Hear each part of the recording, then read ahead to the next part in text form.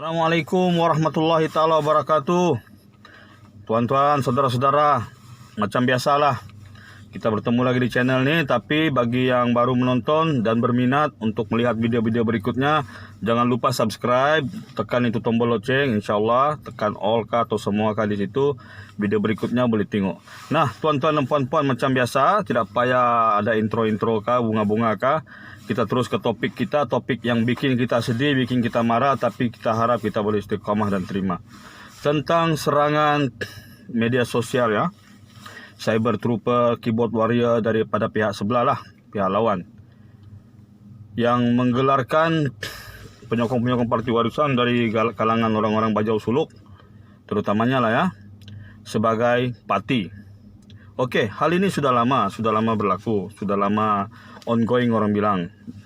Tapi apabila mereka menggabungkan dengan satu istilah yang kurang baik, yaitu Parti Warisan Penternak Pati. Parti Warisan Menternak Pati. Sudah sekian lama Datuk Seri Safi Apdal menternak pati. Perkataan menternak. Oke tuan-tuan, saudara-saudara, kalau kita tengok daripada Kamus Dewan Bahasa dan Pustaka, menternak atau membelah ini atau menggembala ini adalah perkataan yang lebih sesuai digunakan untuk haiwan. Kalau macam memelihara, mungkin itu kita boleh terima. Lagi satu, orang yang dituduh pati ini pun bukan pati. Berkali-kali kita jelaskan pun diorang macam tetap juga stick dengan itu poin untuk menegakkan diorang punya hujah.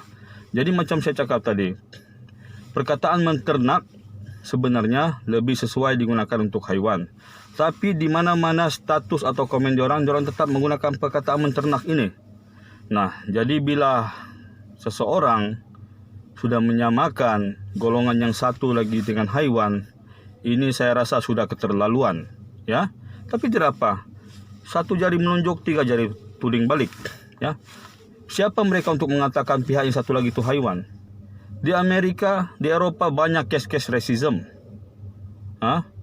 Mungkin di stadium dulu Mario Balotelli kena jerit-jerit monyet individu itu saja, dan mereka menspesifikasikan monyet haiwan apa yang disamakan dengan dia. Tapi ini bila menternak, maksudnya lebih rendah taraf daripada binatang. Tapi diorang tidak sadar, dengan menggunakan perkataan itu mereka sebenarnya menunjukkan kegagalan diri diorang sendiri, ya. Diorang menunjukkan kegagalan diri diorang sendiri. Pertama, menunjukkan diorang gagal emosi. Tahan emosi, marah pun marah juga, tapi tidak payah membinatangkan orang lain. Tidak payah membinatangkan orang lain. Hanya binatang yang layak membinatangkan binatang.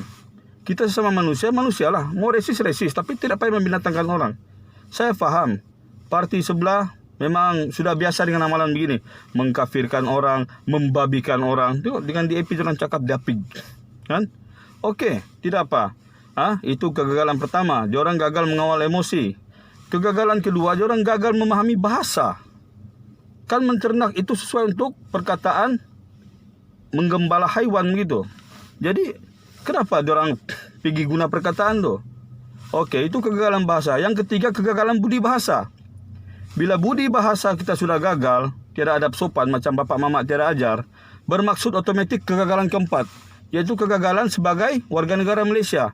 Sebab apa? Dalam rukun negara kita, besar-besar ditulis di situ, di bahagian yang paling bawah sekali, yang paling senang ingat sebab dia paling di bawah sekali, kesopanan dan kesusilaan. Dua-dua loss, tidak sopan, tidak ada kesusilaan. Kau gelar diri orang binatang.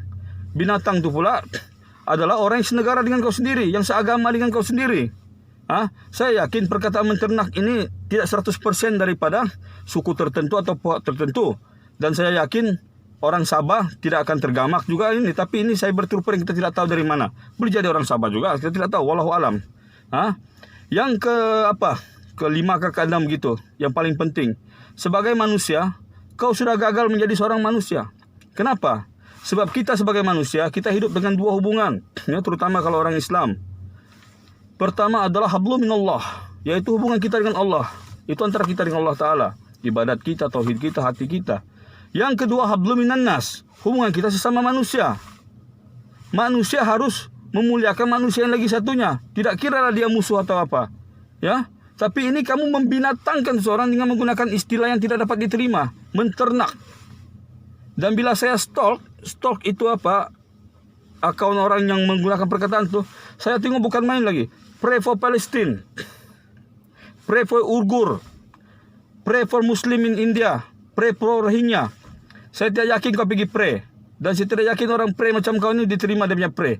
Kau pergi sembahyang doakan untuk orang yang jauh-jauh, tapi depan mata kau, apa yang orang Bajau Suluk sudah bikin sama kau? Atau penyokong warisan sudah bikin sama kau sampai kau pergi binatangkan dia?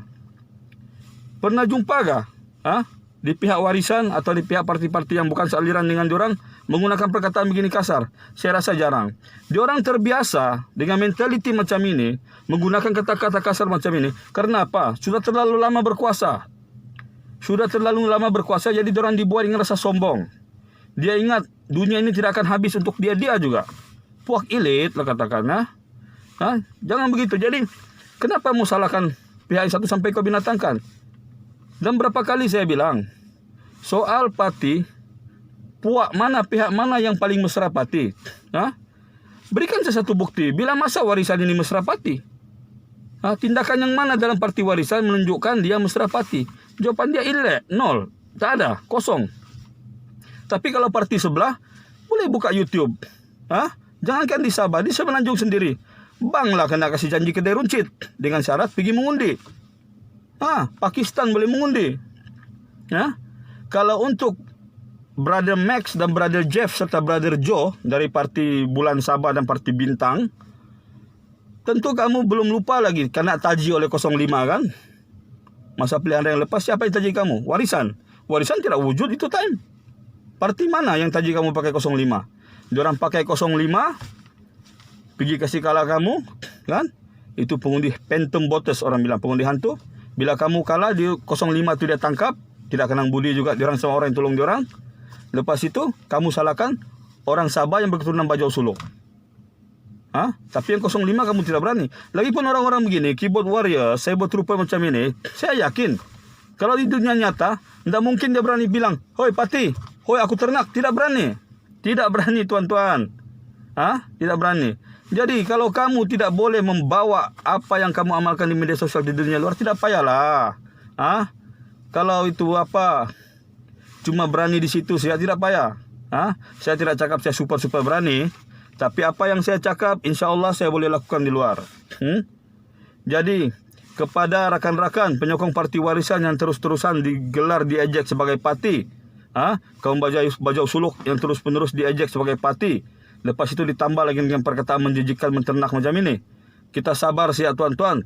Kita sabar ya. Tidak apa. Tuhan tidak tidur. Tuhan tidak tidur. Dan jangan lupa, setiap kali tengok berita-berita politik begini, bacalah surah Wal-As ataupun surah At-Tin. Di surah Wal-As ada diingatkan, kita saling memperingatkan pada yang hak dan memperingatkan dengan kesabaran. Di surah At-Tin ada mendoakan tentang negeri yang aman dan menyatakan tentang Allah yang maha adil, satu-satunya hakim yang teradil. Jadi tuan-tuan dan puan-puan, tidak payah berpanjang bicara. Saya bukan berniat untuk mengapi-apikan. Terima kasih sudah menonton. Jangan emosi. Kalau diorang buat komen gitu, balas balik. Balasannya tidak payah emosi bilang dia pun binatang, tidak payah. Tapi ingatkan saja, satu jadi kau menuding, tiga lagi akan tuding ke muka kau sendiri. Dan ingat, kau siapa untuk membinatangkan orang lain? Wassalam, adios.